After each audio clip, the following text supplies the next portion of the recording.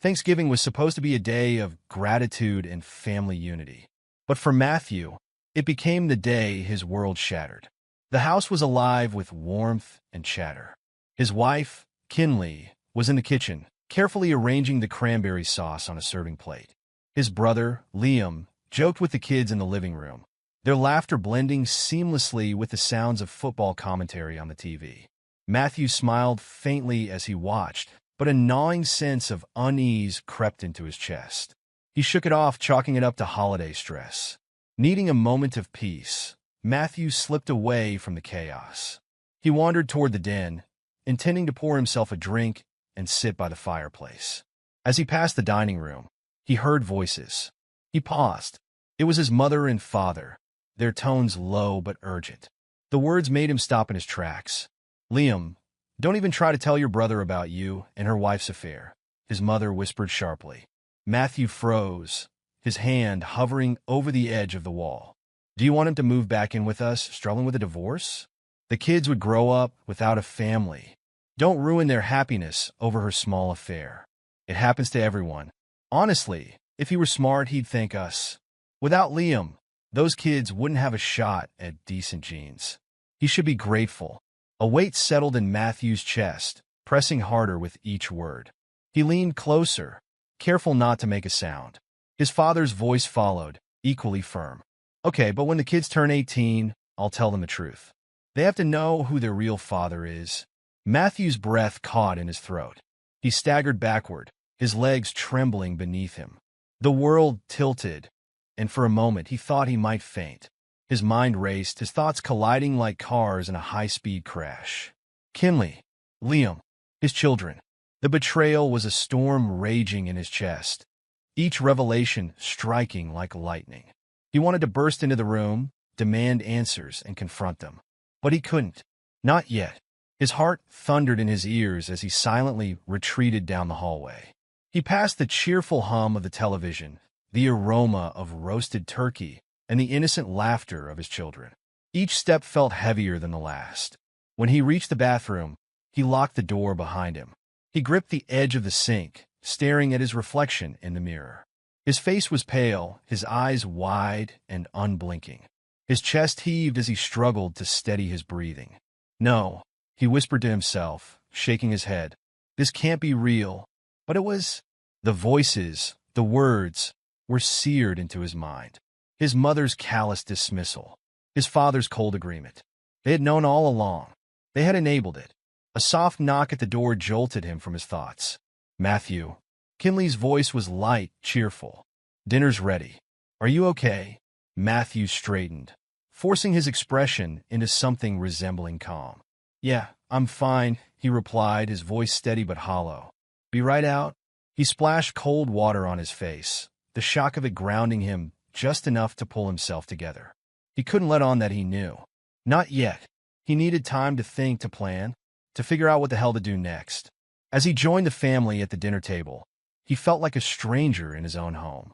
Kinley smiled at him, her eyes sparkling as she passed him a plate of turkey. Liam cracked a joke about the burnt rolls, earning a round of laughter.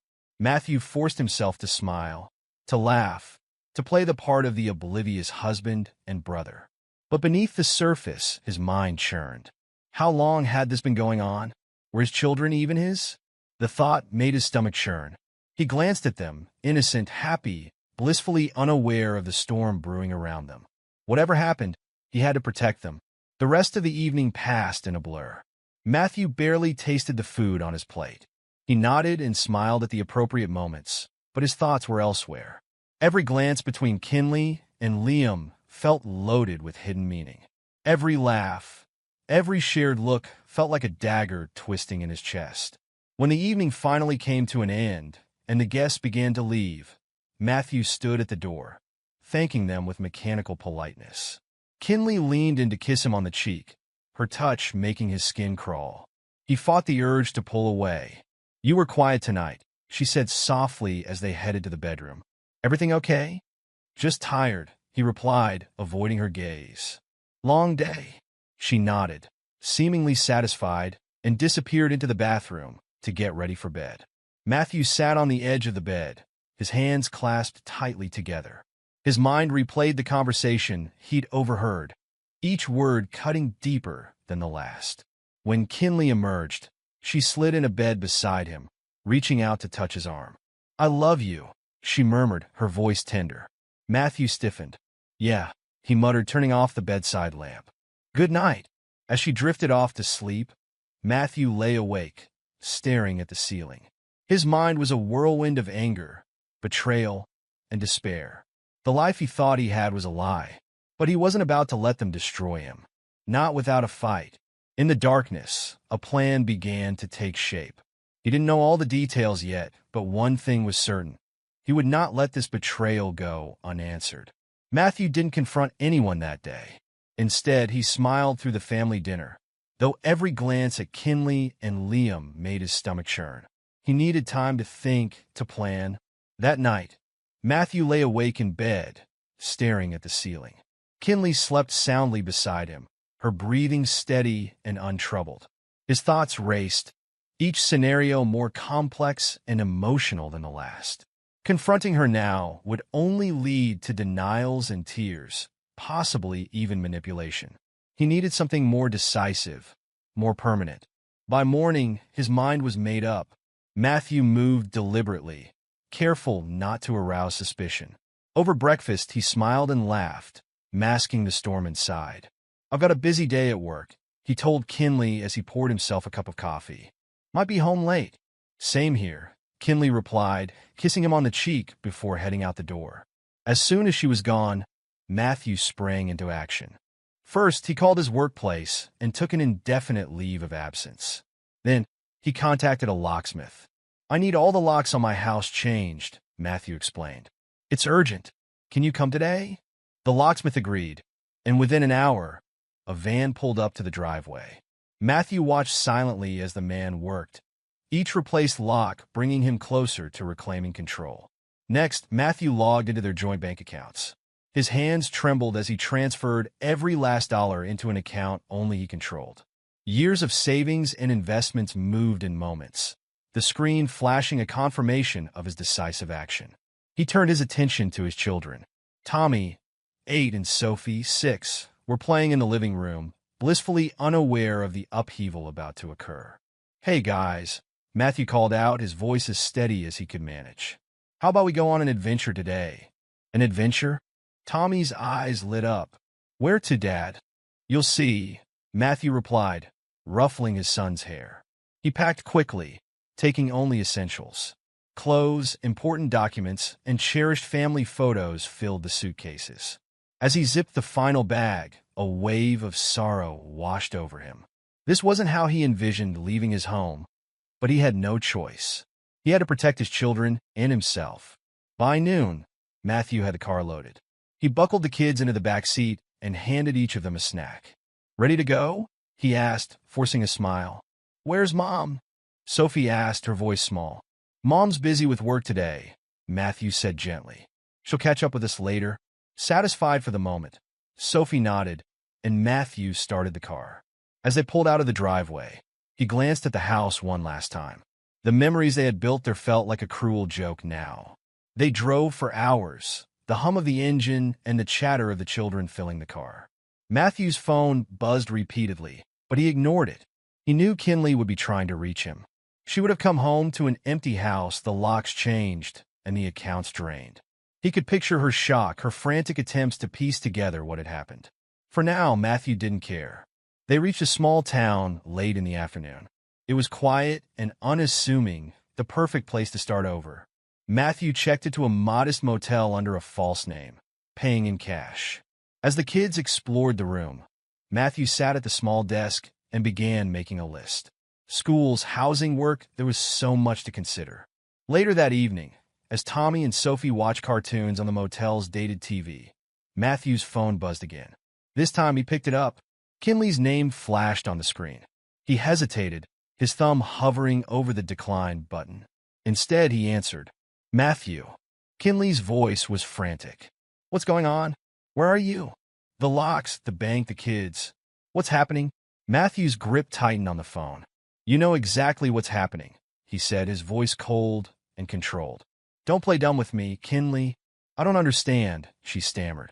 Please, just talk to me. Talk. Matthew's laugh was bitter. Like you talked to Liam? Or my parents? Or anyone else you decided to drag into this mess behind my back? There was a long silence on the other end.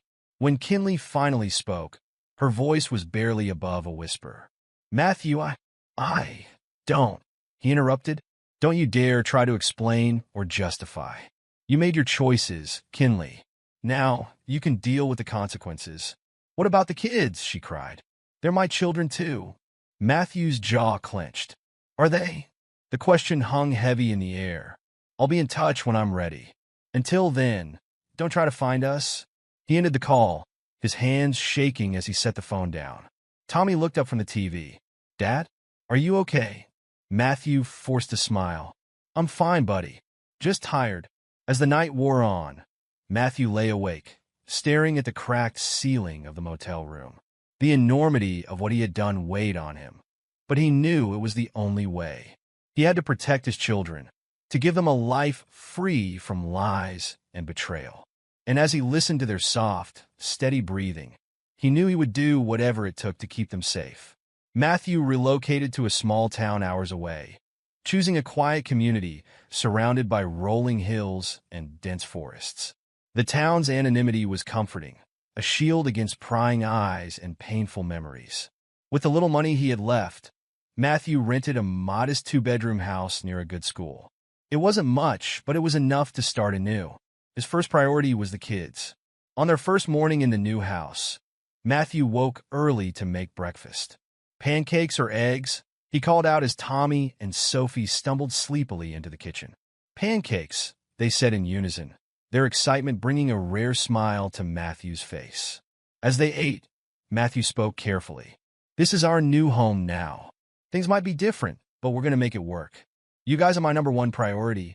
Okay, Dad, Sophie said, her voice small but trusting. Tommy nodded solemnly. After breakfast, they explored the town together. Matthew took them to the local park, where other kids played on swings and slides.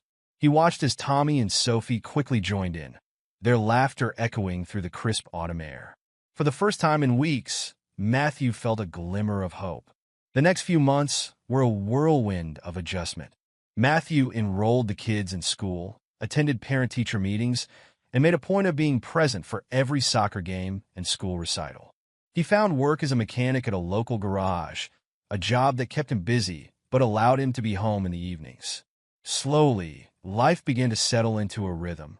Meanwhile, back in their old town, the fallout from Matthew's departure was explosive. Kinley returned home to find the locks changed, the bank accounts emptied, and no trace of her husband or children. Her frantic calls to Matthew went unanswered. She turned to her parents for help, only to be met with cold disapproval. What did you expect, Kinley? Her mother said, shaking her head. You brought this on yourself. Liam didn't fare much better. Word of the affair spread quickly, and he became a pariah in the community. Friends and colleagues distanced themselves, and family gatherings turned icy. The once charismatic younger brother found himself isolated and humiliated. Back in the small town, Matthew threw himself into fatherhood. Every decision he made was for Tommy and Sophie. He taught Tommy how to ride a bike and helped Sophie with her science projects. When Sophie asked why they didn't talk to Mom anymore, Matthew answered carefully. Sometimes grown-ups make mistakes, he said. But I promise you, everything I'm doing is to keep you safe and happy. Sophie seemed to accept the answer, though Matthew could see the questions lingering in her eyes. He resolved to tell them the full truth someday, when they were old enough to understand. Years passed, and Matthew's efforts paid off. Tommy excelled in soccer, earning a spot on the regional team. Sophie discovered a love for painting, her colorful creations filling their home. Matthew found joy in their achievements, pride swelling in his chest as he watched them grow into confident, happy kids. One evening, Matthew sat on the porch, watching the sunset while the kids played in the yard. His phone buzzed on the table beside him. Picking it up, he saw an unfamiliar number. He hesitated, his thumb hovering over the screen. Finally, he answered. Hello. Matthew, it's Dad. The voice on the other end was hesitant, almost apologetic. Matthew's grip tightened on the phone. What do you want? I need to talk to you. It's about Kinley and Liam. The mention of their names made Matthew's stomach turn. I've got nothing to say to them, he replied sharply. And I don't want to hear it. Please, son, his father pressed. It's important. Just hear me out. Matthew sighed, running a hand through his hair. Fine. Talk. They've hit rock bottom, his father began. Kinley lost her job. Liam, well, he's barely getting by. They've been trying to find you, to apologize. Matthew laughed bitterly. Apologize? Now they want to apologize? After 5 years? I'm not saying you have to forgive them, his father said quickly. But maybe it's time to let go of the anger. Let go. Matthew's voice rose. Do you have any idea what they put me through? What they put my kids through? His father was silent for a moment. I know, son. I know. But holding on to this, it's not good for you. Matthew's jaw clenched. He glanced at Tommy and Sophie, laughing as they chased each other around the yard. I've moved on, he said firmly. I'm not going back. All right, his father said quietly. I just thought you should know. Matthew ended the call and set the phone down, his hands trembling. He took a deep breath, steadying himself. The past might have reached out to him, but he wouldn't let it pull him back. His life was here now, with his kids, in the home they had built together. And nothing, not Kinley, not Liam, not even his father, would take that away from him. Matthew was sitting at the kitchen table, helping Tommy with his math homework, when his phone buzzed. He glanced at the screen. An unfamiliar number. His gut told him to ignore it, but something compelled him to pick up. Hello. Matthew, it's Dad, the voice on the other end said. It was tentative, almost unsure of itself. Matthew's grip on the phone tightened. What do you want? There was a pause. Matthew, you need to come back. Liam and Kinley, they're not doing well. Kinley lost her job. Liam's business failed. They're struggling. Matthew's laugh was cold and bitter. And why exactly should I care?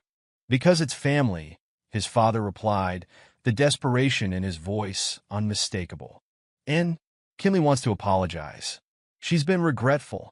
Matthew leaned back in his chair, exhaling sharply. Regretful? She destroyed our family. Liam betrayed me. You enabled it. Why would I ever want to see any of you again? The silence on the other end was heavy, loaded with things left unsaid. Finally, his father spoke again, his voice softer. I'm not asking you to forgive them, Matthew. I'm just asking you to listen. Matthew's eyes darted to Tommy, who was looking up at him with a puzzled expression. Everything okay, Dad? The boy asked. Matthew forced a smile. Yeah, buddy. Just a boring grown-up conversation. Keep working on that problem, all right? Okay, Tommy said, turning back to his workbook. Matthew walked into the next room, lowering his voice. Listen, Dad. You have no idea what it took for me to get where I am now. To rebuild my life. To give my kids a stable home. And you want me to come back? For what? To reopen old wounds? I understand how you feel, his father said. But people change. Kinley's not the same person she was back then. And Liam, well, he's been humbled. Matthew's jaw tightened. Humble? That's rich. You think losing some money or a job compares to what they did to me? To my kids? No, his father admitted. It doesn't. But they're family, Matthew. And family deserves a second chance. Matthew's laugh was sharp and humorless. Funny, I don't remember you preaching about second chances when I was the one who needed support. You were too busy covering for them. You're right, his father said quietly. I made mistakes. We all did. But I'm trying to make things right now. Matthew closed his eyes, pinching the bridge of his nose. You want me to drop everything, uproot my life again? For them? No, Dad. I'm not doing it. At least think about it, his father pleaded. That's all I'm asking. Matthew didn't respond. He ended the call and set the phone down on the counter, staring at it as if it might start speaking on its own. The sound of laughter from the next room brought him back to reality. He walked back into the kitchen, where Tommy and Sophie were now giggling over something on Tommy's workbook. Matthew watched them for a moment, his heart heavy. They were his everything. The thought of letting Kinley and Liam back into their lives felt like poison. Later that night, after the kids were asleep, Matthew sat on the couch, his thoughts swirling. He grabbed a beer from the fridge and stared at the label, his mind replaying his father's words. Regretful, humbled, family. He thought about the years he had spent clawing his way out of the pit they had thrown him into. The sleepless nights, the endless work, the moments of doubt when he questioned whether he was enough for his kids. And now, they wanted him to come back, to listen to apologies that were years too late. The phone buzzed again, breaking his thoughts. This time, it was a text from his father. Dad, please, Matthew. For closure. If not for them, then for yourself. Matthew stared at the message, the words blurring as anger and frustration churned inside him. He didn't need closure. He had built his own closure, brick by brick, with every sacrifice he had made for his children. But a nagging thought crept into his mind. Would hearing them out finally put the past to rest? Could facing them one last time free him from the weight he still carried? Matthew tossed the phone onto the couch and leaned back, closing his eyes. The question lingered, unanswered, as the night stretched on. Despite his resolve, Matthew decided to return, not for reconciliation, but for closure. The drive back to his old hometown was heavy with memories and emotions he thought he had buried. As he pulled up to his parents' house, his grip on the steering wheel tightened. This wasn't going to be easy, but he needed to do it. For himself, for his kids, for the closure he never got. The door opened before he could even knock. His father stood there, looking older, wearier. Matthew, he said softly, stepping aside to let him in. Matthew walked into the living room, his gaze immediately landing on Kinley and Liam. They sat on the couch, their postures stiff, their faces drawn. Kinley's eyes were red, evidence of tears shed long before he arrived. Liam looked down at his hands, avoiding Matthew's piercing gaze. You wanted to apologize? Matthew said, his tone cold, almost clinical, as he took a seat opposite them. Kinley's lips trembled as she tried to speak. Matthew, I don't even know where to begin. Start with the truth, Matthew said sharply. Something you didn't seem too fond of back then. Kinley's tears spilled over as she spoke. I was a fool. I let my selfishness, my stupidity ruin everything. I've missed you. The kids. I missed us? Matthew interrupted, his voice rising. You didn't think of us when you were sneaking around with Liam. You didn't think of the kids when you destroyed their family. Kinley's sobs grew louder, but Matthew didn't soften. He turned his attention to Liam, his eyes blazing. And you had the audacity to sit at my table, to smile in my face, to pretend to be my brother while stabbing me in the back. Liam finally looked up, his face a mask of shame. Matthew, I have no excuse. What I did was unforgivable. I betrayed you. Stop, Matthew said, cutting him off. I don't want your excuses. I don't want your pity. I want to know why. Why would you do this to me? Liam swallowed hard, his voice shaky. I was jealous. You had everything, a beautiful family, a successful career. And I felt like I was always in your shadow. I let that jealousy consume me. But it wasn't worth it, Matthew. It wasn't worth losing you. Matthew shook his head, a bitter laugh escaping his lips. Jealousy? That's your excuse? You destroyed my life because you couldn't handle being second best? Kinley reached out, her voice desperate. Matthew, please. I know I don't deserve your forgiveness, but I'm begging you. For the kids, can we find a way to move past this? Matthew stood abruptly, pacing the room. The kids? Now you care about the kids? Do you even know what it took to keep them safe and happy after you left? Do you know how many nights I stayed up, wondering if I was enough for them?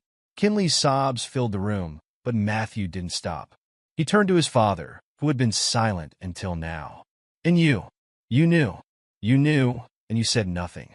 You sat there and let them betray me, and you told yourselves it was for the best. His father's face crumpled. Matthew, I thought I was protecting you. Protecting the kids. Protecting me? Matthew's voice was incredulous. By lying to me? By enabling them? You didn't protect me. You destroyed any trust one had in this family. The room was silent except for Kinley's quiet sobs. Matthew took a deep breath, trying to steady himself. I didn't come here to forgive you. I didn't come here to make things right. I came here to tell you that I've moved on. I built a life for myself and my kids, a life without lies, without betrayal. And I'm not going to let you or anyone else disrupt that. Kinley looked up, her face pale. But Matthew, what about us? There is no us, Matthew said firmly. Not anymore. You made your choices, and I've made mine. I came here to give you the chance to say your piece. But now it's time for me to go. He turned to leave, but Liam's voice stopped him. Matthew, wait. I know I've lost the right to call you my brother, but I'm sorry. For everything. Matthew paused, his back to them. I'm glad you're sorry. But sorry doesn't fix what you broke. Without another word, Matthew walked out the door, leaving them behind. As he drove away, he felt a strange mix of emotions, anger, sadness, relief. The confrontation hadn't given him the closure he hoped for, but it reaffirmed one thing. His life was better without them in it. The air in the room was heavy, the tension palpable. Matthew stood near the doorway, his fists clenched at his sides. Just as he was about to leave, his father spoke, his voice trembling. Matthew, wait. There's something else. The kids, they're yours. We lied. Matthew froze in his tracks. The words hung in the air, almost incomprehensible. He turned slowly, his expression a mixture of disbelief and fury. Lied? Lied about my children, about my family? Why? His father's face was pale, his hands fidgeting nervously. We thought we were protecting you. Matthew's laugh was harsh and bitter, cutting through the silence like a knife. Protecting me? You destroyed my trust, my family, my sense of reality. And now, you want forgiveness? Kinley sobbed louder, her head buried in her hands. Liam looked down, his face a mask of guilt. Matthew's father took a hesitant step forward, his voice pleading. We didn't know what else to do. We thought if you believed they weren't yours, it would make the divorce easier, that you'd let go and move on. Matthew's voice rose, shaking with anger. Let go? You thought I'd let go of my own children? Are you even listening to yourself? Do you have any idea what it's like to live with that kind of doubt? To look at them every day and wonder if they're really mine? Kinley finally lifted her tear-streaked face. Matthew, I'm so sorry. I don't. Matthew snapped, cutting her off. You don't get to apologize. Not for this. Not after everything you've done. Liam cleared his throat, his voice low. Matthew, I swear I didn't know they were yours. I thought they might be mine. That's why. Matthew's glare was icy. That's why you thought it was okay to ruin my life. To sleep with my wife? You thought you were entitled to everything I had because of some twisted idea that you were better than me? Liam's shoulders slumped, and he looked away, unable to meet Matthew's eyes. I was wrong. I was selfish. Selfish doesn't even begin to cover it. Matthew shot back. He turned to his father. And you've been lying to me for years. You let me believe a lie to protect them, to protect their betrayal. His father's voice cracked. We thought it was for the best. We thought if you moved on. Moved on? Matthew repeated, his voice dripping with sarcasm. You thought I'd just move on from my own children? From the people who betrayed me? You didn't protect me. You broke me. The room fell silent again, the weight of Matthew's words settling over everyone. Kinley spoke up, her voice trembling. Matthew, please. The kids deserve to know the truth. They deserve to have their father in their lives. Matthew stared at her, his eyes cold. You don't get to decide what they deserve. You don't get to play the victim here. He paced the room, his mind racing. Memories of the past years flashed through his mind, the sleepless nights, the relentless effort to provide a stable life for his children, the nagging doubt that had always lingered. Now, that doubt was gone, replaced by a rage he could barely contain. You know what the worst part is? Matthew said, his voice quiet, but laced with venom. It's not even about the betrayal anymore. It's about the fact that you took away my choice. You took away my right to know the truth, to make my own decisions. His father stepped forward again, his voice breaking. Matthew, we were wrong. I see that now. But please don't punish the kids for our mistakes. They need you. Matthew turned to his father, his jaw tight. Don't you dare bring them into this. I've been there for them every step of the way, despite everything. You don't get to act like you care about what they need now. Kinley's tears fell silently as she watched Matthew, her expression one of despair. Matthew, I know I've lost your trust, but please, don't take it out on them. Matthew took a deep breath, his fists clenching and unclenching as he tried to rein in his emotions. I'm not taking anything out on them. I've been the only constant in their lives. I've given them everything I have, and I'll keep doing that, no matter what. But as for the rest of you, he shook his head, his voice firm. You've lost the right to call yourselves my family. Family doesn't do this. Family doesn't lie, doesn't betray, doesn't manipulate. You've destroyed that bond, and there's no coming back from it. Matthew grabbed his jacket, heading for the door. His father called after him. Matthew, wait.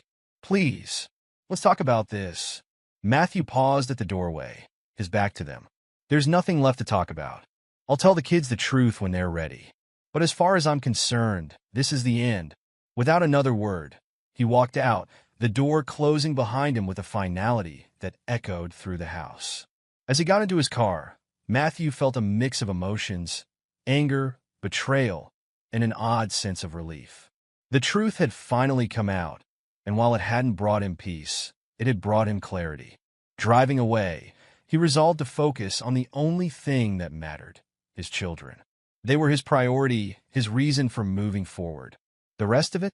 The lies, the betrayal, the so-called apologies? They were in the rearview mirror, exactly where they belonged. Matthew left that night, the sound of the door shutting behind him echoing in his ears as he walked to his car. The drive back home was quiet, but his thoughts were loud and chaotic.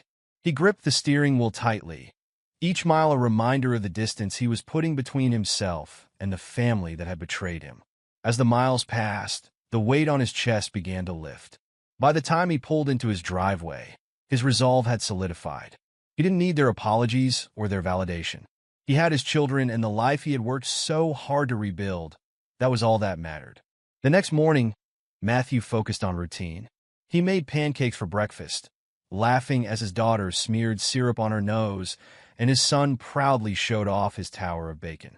These moments reminded him why he had fought so hard to protect them from the truth for as long as he had. They were his priority, his reason for moving forward. Meanwhile, back in his old hometown, Kinley and Liam's lives began to unravel. The community they once relied on had turned against them. The news of their betrayal spread like wildfire, and the whispers followed them wherever they went. Liam's business, already struggling, couldn't survive the hit to his reputation. Clients dropped him, and he was forced to close his doors. Kinley, having lost her job months earlier, found it nearly impossible to secure new employment. Every interview seemed to end with a polite smile and an awkward excuse. Their relationship, built on secrecy and betrayal, couldn't withstand the pressure. Arguments became a daily occurrence. "This is your fault," Kinley screamed one evening, her voice echoing through the small apartment they had downsized to. "My fault?" Liam shot back. "You're the one who couldn't keep your mouth shut. If you hadn't begged Matthew to come back, none of this would have blown up." Kinley's face turned red with anger. "Don't you dare blame me for this mess. You're the one who couldn't handle living in Matthew's shadow." Their shouting matches became so frequent that neighbors began complaining. The once close pair found themselves more alone than ever, their relationship crumbling under the weight of their choices. Back in his new town, Matthew's life took a different turn. He threw himself into his children's lives, attending every soccer game, science fair, and parent-teacher conference. His children thrived, their laughter filling the house as they grew more confident and happy. For Matthew, these moments were the antidote to the pain of the past. It wasn't long before Matthew met someone new. Her name was Amber, a kind and compassionate woman who worked as a teacher at his children's school. Their connection was immediate but unhurried. Amber respected Matthew's boundaries, understanding the scars left by his previous relationship. Their first date was simple, coffee at a small cafe near the park. "So," Amber said, stirring her latte, "your kids speak highly of you. Your daughter told me you make the best pancakes." Matthew chuckled. "I've had years to perfect the art. Pancakes are my Saturday morning specialty." Amber smiled. "It's obvious how much you love them. They're lucky to have you." Matthew hesitated for a moment before replying. "I'm the lucky one. They've given me a reason to keep going. Even when things were tough, As their relationship blossomed, Amber became a steady presence in Matthew's life. She brought a sense of calm and stability that he hadn't realized he needed. For the first time in years, Matthew allowed himself to envision a future that wasn't defined by the betrayal of his past. Kinley, on the other hand, reached out one final time. She called Matthew late one evening, her voice trembling. "Matthew, I just wanted to say I'm sorry. Truly sorry. For everything." Matthew listened in silence, his emotions a mix of anger, sadness, and pity. "Kinley," he finally said, "I've moved on. I've built a life for myself and the kids that doesn't include you or Liam. I hope you find a way to do the same." Kinley's sobs were audible through the phone, but Matthew felt no satisfaction, only closure. "Goodbye, Kinley," he said softly before ending the call. Years later, as Matthew stood at his daughter's high school graduation, pride swelling in his chest, he reflected on the journey that had brought him here. The pain, the betrayal, the struggle, it had all been worth it to see his children happy and thriving. Amber stood beside him, her hand in his, a symbol of the new life he had built. Looking back, Matthew realized that the aftermath of the betrayal had given him something he never expected: freedom. Freedom from lies, from toxic relationships, from the weight of the past. And in that freedom, he had found happiness. The hall was alive with music and laughter, the joy of celebration palpable as Matthew sat at his table, watching his daughter twirl across the dance floor in her wedding gown. Her smile lit up the room, and her new husband, a kind, respectful young man, looked at her as though she were the center of his universe. Matthew's chest swelled with pride and emotion. This was the culmination of years of struggle, sacrifice, and growth. Amber, now his wife of 3 years, leaned over and squeezed his hand. "She's radiant, isn't she?" she said, her eyes glistening with tears. Matthew nodded, unable to take his eyes off his daughter. "She is. It's hard to believe this is the same little girl who used to climb into my lap with skinned knees, demanding a pancake bandage." Amber chuckled. "You've done a remarkable job, Matthew. She's a testament to your love and dedication." The sound of glass clinking drew his attention. It was time for the speeches. Matthew's daughter's best friend spoke first, recounting funny anecdotes and heartfelt memories that had everyone laughing and tearing up in turn. Then it was Matthew's turn. He stood, the room quieting as all eyes turned to him. He raised his glass, his voice steady but filled with emotion. "Today, I'm not just a proud father. I'm a grateful man, grateful to see my daughter marry a man who cherishes her, and grateful for the journey that brought us here." He paused, looking directly at his daughter. "You've taught me so much, sweetheart, about resilience, love, and the importance of family. Not just the family we're born into, but the family we choose and create." Matthew's words were met with applause, and he took his seat again, his heart full. Later, as the night wound down, his daughter approached him, her face glowing with happiness. "Dad," she said, taking his hand, "thank you for everything. For being my rock, for never giving up on us." Matthew smiled, his throat tight with emotion. "It's been the greatest honor of my life to be your father." Meanwhile, far from the joyous celebration, Kinley and Liam's lives were shadows of what they once had been. Kinley lived alone in a small apartment, her days filled with quiet regret. She had heard about the wedding, but hadn't expected an invitation. She spent the day looking at old photos, her heart heavy with what could have been. Liam, too, had faced the consequences of his actions. His business failure had left him in debt, and his relationships, both personal and professional, were strained. The once charismatic man now avoided social gatherings, unable to face the judgment of others. Back at the wedding, the band struck up a slow song. Amber took Matthew's hand, pulling him to the dance floor. "Come on, Mr. Father of the Bride. Let's show them how it's done." Matthew laughed, allowing her to lead him to the center of the room. As they danced, he felt a profound sense of peace. He had survived betrayal and heartbreak, emerging stronger and happier. For the first time in years, he felt truly grateful, not for what he had endured, but for what he had built from the ashes. As the song ended, Matthew raised his glass one final time. "To new beginnings, he said, his voice steady and clear. To family, the one we choose and the one we make. The room erupted in cheers and applause, the sound carrying with it the promise of a bright future. For Matthew, this was more than a toast. It was a declaration, a testament to the life he had reclaimed and the happiness he had found.